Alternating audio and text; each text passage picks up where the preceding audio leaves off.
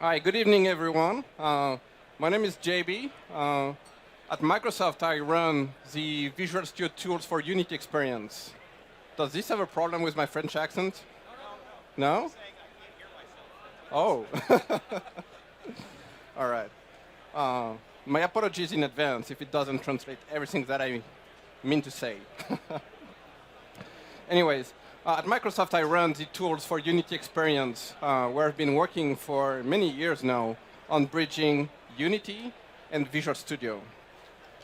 I've seen Unity grow from a 10-person startup to a company where there are almost 2,000 people strong now. And it's been incredible to see Unity grow and even expand where they're going, where right now Unity is even used to do very high-end 3D graphics and even movie production. And yeah, and we've been working on making Visual Studio the best IDE for Unity developers. And this year is particularly important. Let's see why. I think it was last week, Unity ships Unity 18.1. And I have the best screenshot for Unity developers.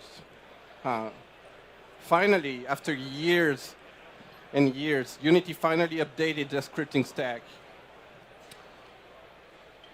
For years, Unity shipped the equivalent of .NET 3.5 that you could program with the equivalent of C# 4. And with Unity 8.1, you can finally target the modern .NET ecosystem, targeting the equivalent of .NET 4.7.1. It's still running mono.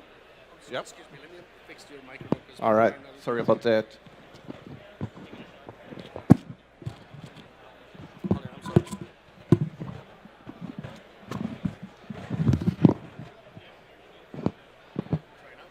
1, 2, 1, 2. Is it better? All right. So yeah, I was saying, with Unity 18.1, you can finally use the modern .NET ecosystem. You have the full .NET 4.7 API that you can target, the entire desktop API, and if you want to share code between modern .NET implementations like .NET Core or Xamarin, you can use the .NET standard subset of APIs to share code and libraries between Unity and other .NET implementation. With this update, Unity 18.1 also added their C# 6 compiler. So you get all the nice things that came in C# 5 and C# 6. A personal favorite of mine is string interpolation. And C# 7 will come later this year. A quick word about IL2CPP.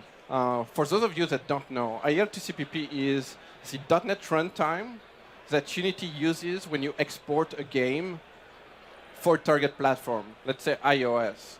And what it does is actually quite nice. It will take the code of your game as .NET code, and it will compile it to C++ for the target platform. And you get a statically compiled game running on iOS, written in .NET, linked with the Unity engine. IL2CPP is now supported by all major Unity platforms, and it just started support for Windows and macOS standalone. The really nice thing about it is, and game developers love it, well, because in the end, it's native code, and it makes it way harder for people to, well, look into how the game is made, decompile it, and also it provides a major performance improvement, at least compared to the old mono version that Unity was running on. In 18.1, Unity added support for the mono soft debugger protocol. And what is that is a TCP connection that your IDE can connect to. So when you create your game with IL2CPP, say for iOS, you will be able to debug your game, the C# code of your game, from your IDE, just like you're used to. Let's talk a little bit about the new preview features that are coming in Unity 18.1. I'm not going to go over each and every one of them, but the common theme here is that Unity is coming from a model where it is one 3D engine as a black box to a model where you get a lot more control to how Unity renders things. And there are plenty of resources that you can look online where you can basically plug into Unity's engine using C# and control it. And they're making it very easy to write code which executes concurrently on multiple core and which is very performant. And they even went to the extent of writing their own C# compiler for a very small subset of C# that has the ability to, and it's actually very neat. And you get to configure the amount of precision that you want from your 3D computation to improve your performance or not, depending on if you want the precision or not.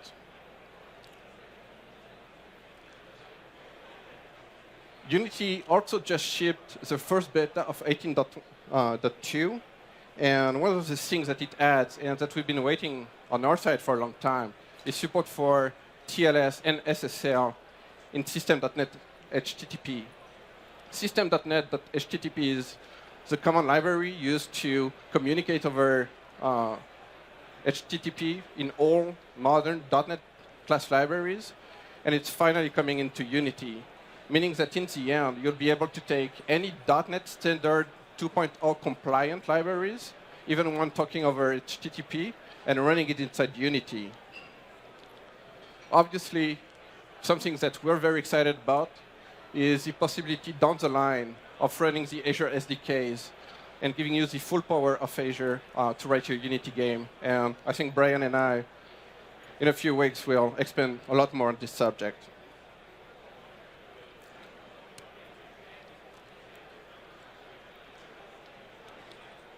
Let's talk about Visual Studio. For a while now, Visual Studio on Windows has been the default experience to write your Unity games. And today we just shipped Visual Studio 2017 version 15.7. It has full support for Unity 18.1, including support for the new project generation. Previously, Visual Studio and the tools for Unity would create their own project and solution to represent what Unity was doing. We're now plugging directly inside Unity's own project generation, making it way easier for us to support all the new things that Unity are adding, such as assembly definitions, a way inside Unity to have different compilation units, or their new package manager that ships in 18.1. One of the new features that we added was the ability to debug your Unity game over USB instead of over Wi-Fi. It makes it a lot faster and a lot more reliable. We've also added the ability to debug concurrent Unity players. Let's say you're writing a Unity game, and you want to debug multiple clients and the server at the same time. With the tools for Unity in Visual Studio 2017, you can attach to multiple Unity clients and debug them at the same time, and debug the interactions between them.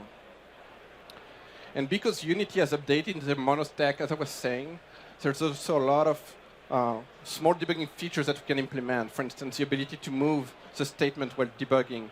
All the features that you're used to when debugging traditional .NET code, we're trying to bring that to Unity. Let's talk about Visual Studio for Mac.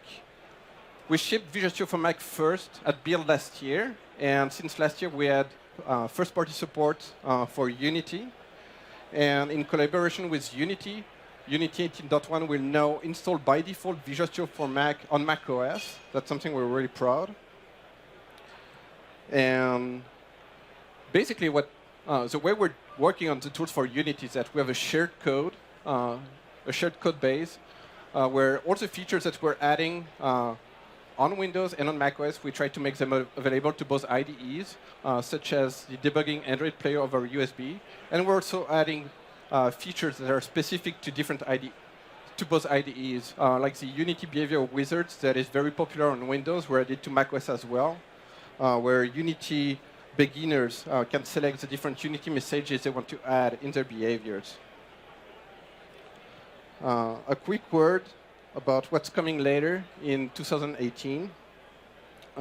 Unity is currently working on using Roslyn as a compilation server. Developing a Unity game is a very iterative process, except when you have a large game and it takes a long time to recompile your game after each change that you make.